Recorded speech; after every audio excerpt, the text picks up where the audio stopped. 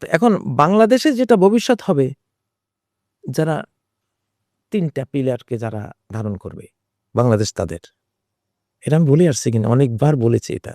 ১ ইসলাম প্রেমিক ১ নাম্বার। ২ বাংলাদেশ প্রেমিক। ৩ বাংলা ভাষা প্রেমিক। এখানে হয়তো আপনি প্রশ্ন করবেন ইসলাম প্রেমিক বুঝলাম, আমরা মুসলিম, আমার ধর্মকে আমি ভালোবাসবো। উনি হিন্দু, হিন্দু ধর্মকে উনি ভালোবাসবো। এটা নিয়ে আমাদের কোনো জোর জবরদস্তি নাই, যার, যার ধর্ম।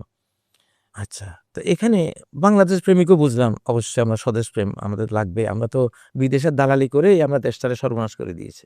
এবার আর বিদেশি কোনো দালাল এই দেশে অস্তিত্বই থাকবে না ইনশাআল্লাহ। অটোমেটিক অস্তিত্ব বিলীন হয়ে যাবে। এজন্য বাংলাদেশ প্রেমিক হইতে হবে। যারাই রাজনীতি করছেন, আমি আপনার এই প্রোগ্রামের মাধ্যমে তাদেরকে আরেকবার সতর্ক করে দিচ্ছি, আপনাকে বাংলাদেশ প্রেমিক হতে হবে। আপনি বিদেশ প্রেমিক, ওই পার্শ্ববর্তী দেশের প্রেমিক হইলে আপনার কোনো ভবিষ্যৎ নাই দেশে। নাই, ওটা উঠে গেছে আকাশে।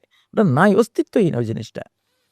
আচ্ছা, ৩ নম্বরটা কেন বললাম যে বাংলা ভাষা প্রেমিক? হ্যাঁ, এখানে হাজার বছরের নির্যাতনের ইতিহাস গাঁথা এই ভাষার সাথে।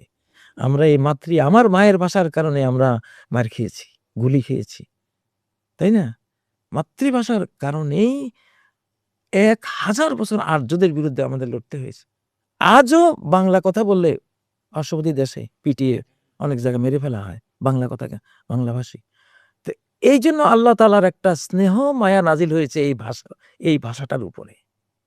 এটা আমি একটা এলহামি ইনফরমেশন দিলাম আপনাকে যে আল্লাহ চান বাংলাদেশে যারা রাজনীতি করবে ১ নাম্বার ইসলাম প্রেমিক হবে, ২ নাম্বার বাংলাদেশ প্রেমিক হবে, ৩ নাম্বার বাংলা ভাষা প্রেমিক হবে।